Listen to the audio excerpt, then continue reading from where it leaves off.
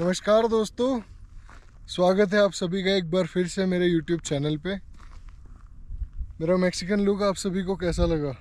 मैं Mexican traditional hat पहन के घूम रहा हूँ। आज धूप बहुत ज़्यादा है। मेरे पीछे जो आप देख रहे हो ये है मैक्सिकन पिरामिड। पिरामिड सिर्फ इजिप्ट में ही नहीं होते, मैक्सिको में भी होते हैं। बहुत दिन हो गए थे किसी व्लॉग को अपलोड किए हुए हैं, तो आज मैं घूम रहा हूँ मैक्सिको की एक बहुत एंशियंट, बहुत ही प्राचीन सिटी में जिसका नाम है तियोतिहुआकन। इस सिटी में मोस्टली पिरामिड्स हैं और प्राचीन सभ्यताओं की हज़ारों निशानियाँ हैं, जैसे उनके छोटे छोटे घर, साथ ही ये पिरामिड दर्शाते हैं मंदिरों को। तो इन सभी जगहों के बारे में इस व्लॉग में हम जानेंगे और मैं आपको इस व्लॉग में पूरा तियोतिहुआकन घुमाऊंगा।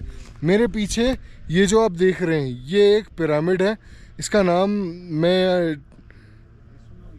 प्रोनाउंस ही नहीं कर सकता, वो काफ़ी मुश्किल नाम है स्पेनिश में, लेकिन ठीक है, एक है तो सही, पिरामिड तो है। हम पिरामिड देखेंगे। अभी मैं उसके ऊपर जाने की कोशिश करूँगा, तो चलिए शुरू करते हैं। ये है मेरे पीछे आज का पहला पिरामिड, जिसका नाम है क्वेत्ज़लकोआत्ल। क्वेत्ज़लकोआत्ल का मतलब है पंख वाला सांप। जब यहाँ पर एंशिएंट खुदाई हुई थी तब लोगों को यहाँ से सांप के सर भी मिले थे। इसकी चढ़ाई एकदम सीधी है और काफ़ी ऊंची भी है।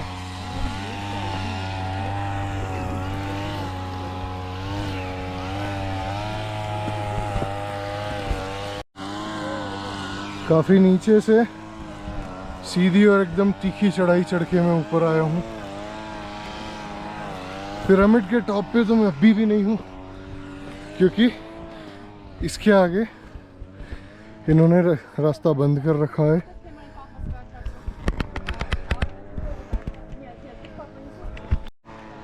अगर आप देख पा रहे हो तो एक पिरामिड वहाँ है, एक उसके जस्ट करीब में, तो वो भी हम देखेंगे। अभी मैं जिस पिरामिड के ऊपर चढ़ रहा हूँ उसी के पीछे की तरफ कुछ ये नज़ारा मिलेगा।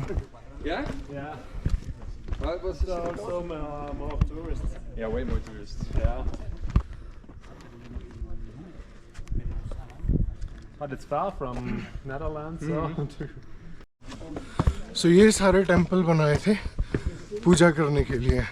ये पिरामिड को यहाँ पे मंदिर का दर्जा दिया हुआ है।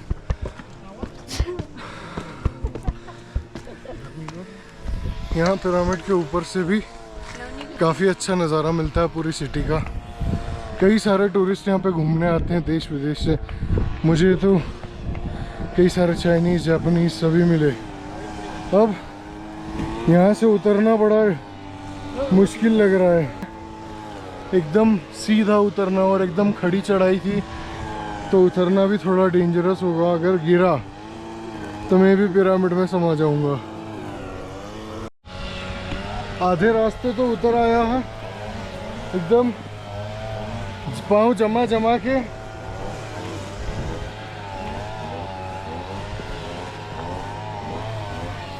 और जैसे जैसे नीचे उतरता जा रहा हूँ वैसे वैसे डर कम होता जा रहा है। और ये पहला पिरामिड घूम लिया। अब इस पिरामिड के करीब मैं अभी खड़ा हूँ और एक इन्फॉर्मेशन लिखी हुई है यहाँ पे। ये इन्फॉर्मेशन बताती है कि साल 1990 में यहाँ पर आर्कियोलॉजिस्ट के ग्रुप को 113 स्केलेटन मिले थे, मतलब मानव कंकाल। यहाँ पर इंसानों की बलि दी जाती थी इन मंदिरों में। 2600 साल के टाइम में ये पूरा तियोतिहुआकन का पिरामिड एरिया इतना बदल चुका है। कई सारे पिरामिड अपना शेप खो चुके हैं, पत्थर अपनी जगह से खिसक रहे हैं। सोचिए जब ये बना होगा तब ये कितना खूबसूरत और कितना रहस्यमय होगा। आज भी ये बहुत रहस्यमय है।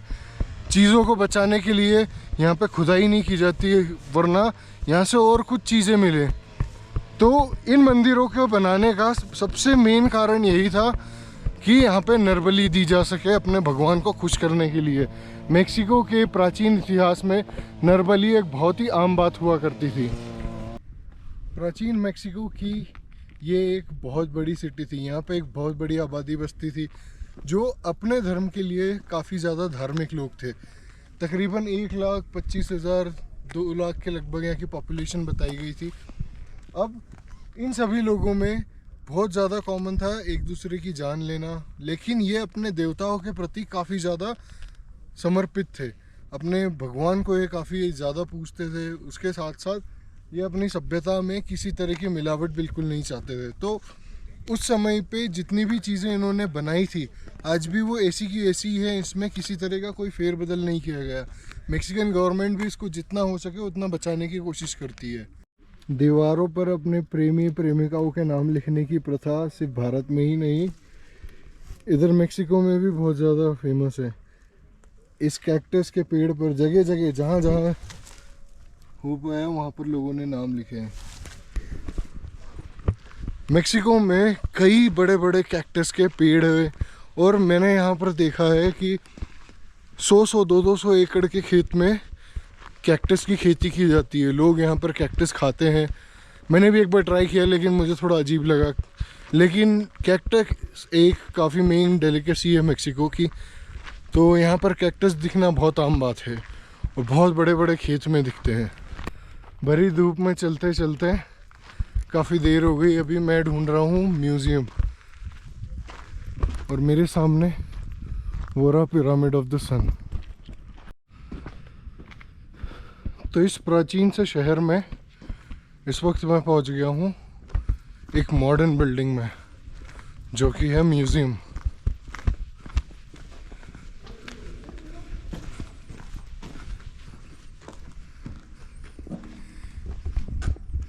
ये सारी एंशिएंट पेंटिंग्स।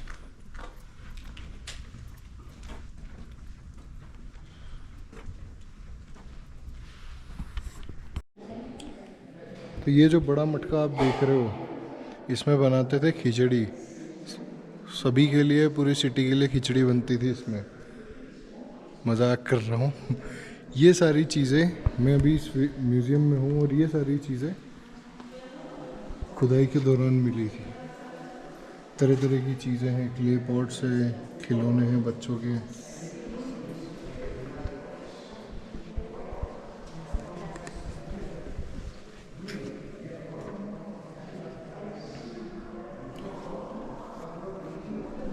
ये जो तीर आप देख रहे हो ये बने ऑब्सीडियन से।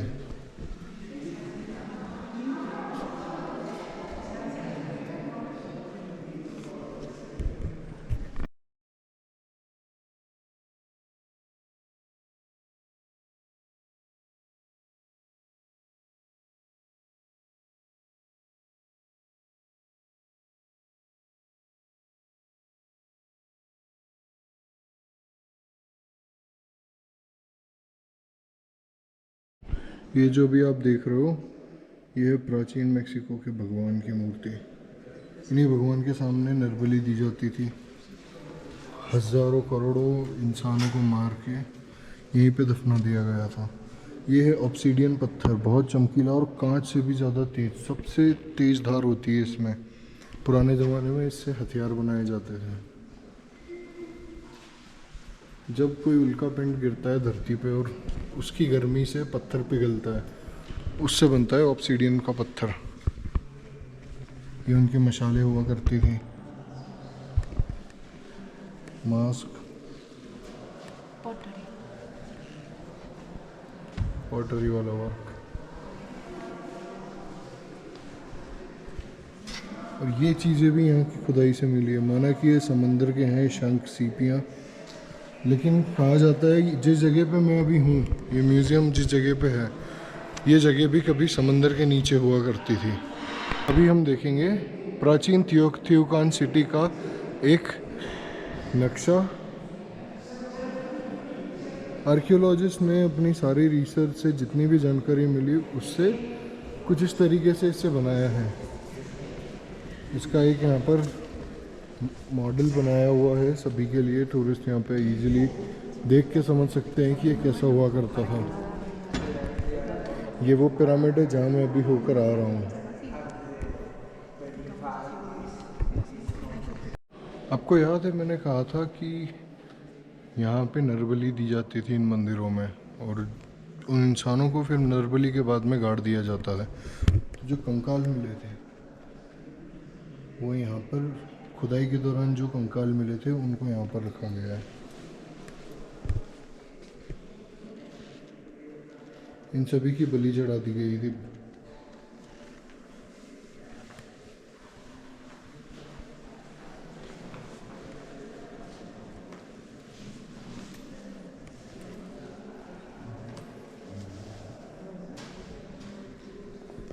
ये देखने में ही बहुत डरावना है। सोचो अगर उस समय पे हम होते तो इस चीज़ को सच में देखना एक बहुत दुर्लभ बात तो होती, लेकिन एक डरावना अनुभव भी होता। लेकिन मेरे हिसाब से, मैं जहाँ तक समझता हूँ, पुराने लोग जो प्राचीन लोग थे उनके लिए ये सारी चीज़ें बहुत आम बात हुआ करती थी। किसी को मरने मारने से वो बिल्कुल नहीं डरते थे। तो ये सब इनके कल्चर का एक बहुत अहम हिस्सा था। वहाँ पर मुझे कई सारे दांत दिख रहे हैं, पूरी बत्ती सी यहाँ पर पड़ी है। जितने सर है उससे ज़्यादा यहाँ पर बत्ती सी है। मैं इस वक्त सूर्य पिरामिड या सन पिरामिड के आसपास घूम रहा हूँ।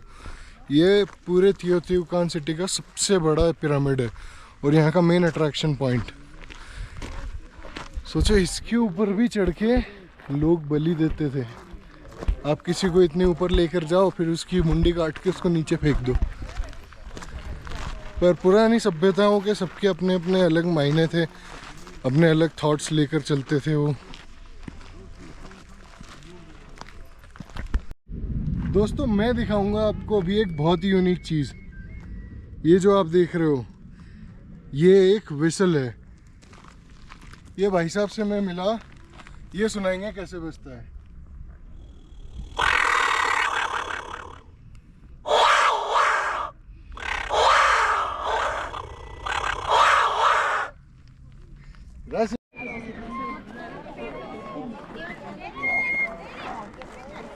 ये जो मेरे पीछे आप पिरामिड देख रहे हो, इसका नाम है सन टेम्पल। ये एक मंदिर है। खैर, प्राचीन मैक्सिकन सभ्यताओं में इसे एक मंदिर कहा जाता था। ये सूर्य देवता को समर्पित मंदिर है। सबसे बड़ा स्ट्रक्चर थियोटिहुआकान सिटी में यही है। इमेजिन करो, एक इतने बड़े पिरामिड को बनाने के लिए कितने लोग, कितना मलबा लगा होगा। आंखों से देखने में ये हकीकत में बड़ा लगता है। कैमरे में शायद आपको छोटा दिखाई दे रहा हो, लेकिन ये बहुत बड़ा है। 66 मीटर इसकी हाइट है। इसके ऊपर चढ़ने की परमिशन नहीं है, न जाने क्यों हम इसके ऊपर नहीं चढ़ सकते। आई जस्ट होप कि कभी मुझे चांस मिले कि मैं इसके ऊपर भी चढ़ पाऊँ। लेकिन सच में ये काफ़ी बड़ा पिरामिड है।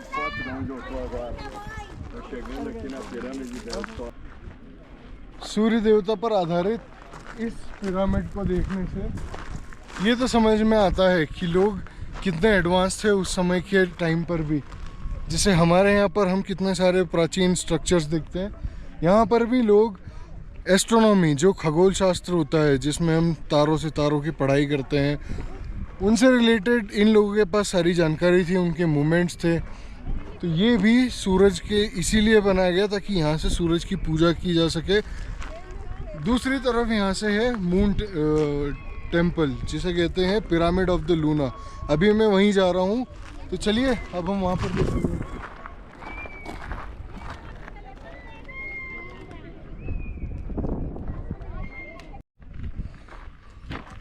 काफ़ी देर हो गई दोस्तों चलते चलते। सन टेम्पल से निकला और अब मैं पहुँच गया हूँ the temple of the moon.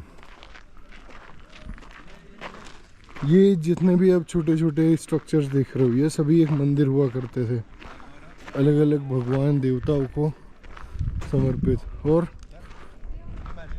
यहाँ पर उनकी पूजा की जाती थी। ये जो पूरी जगह है, ये जो पूरी जगह है, इसे कहा जाता है एवेन्यू ऑफ द डेड, मतलब मुर्दा लोगों का रास्ता। ये जो पूरा रास्ता आप देख रहे हो, इसे कहा जाता था the Avenue of the dead, मतलब मरे हुए लोगों का रास्ता। ये सारे छोटे छोटे मंदिर और बीच में Obsydian? Dużo ludzi używa do czynności. Ale tak, żeby Tatuś, jeszcze ja tu jestem.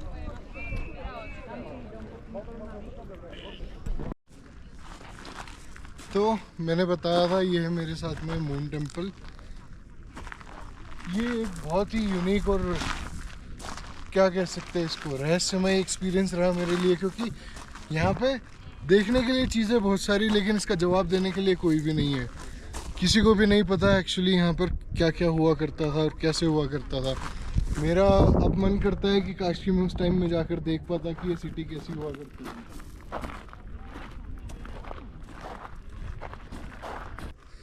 Sindhu घाटी से लेके हड़प्पन से लेकर मोहनजोदारो, हर एक सभ्यता ने अपने पीछे अपने इतिहास के कई सारे सबूत छोड़े हैं।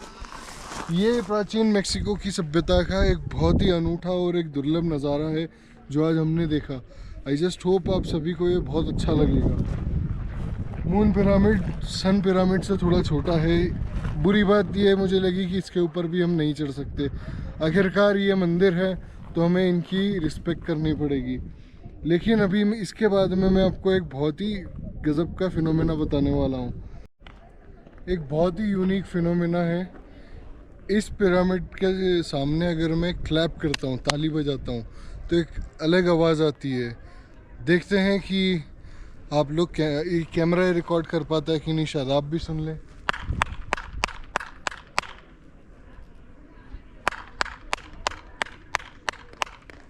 जो आवाज़ रिटर्न आ रही है ये काफ़ी अलग है और अजीब है। कहा जाता है कि ये उस पंख वाले सांप की आवाज़ है। कैसा लगा आपको? आई जस्ट होप आपने ये वीडियो एंजॉय किया। मैं आप सभी से रिक्वेस्ट करता हूँ इस वीडियो को लाइक, सब्सक्राइब और शेयर कीजिए। एक नया एक्सपीरियंस भी जल्दी लेकर आऊँगा मैं आप सभी के लिए। बहुत बहुत धन्यवाद इस वीडियो को देखने के लिए। तब तक के लिए जय हिंद, जय भारत।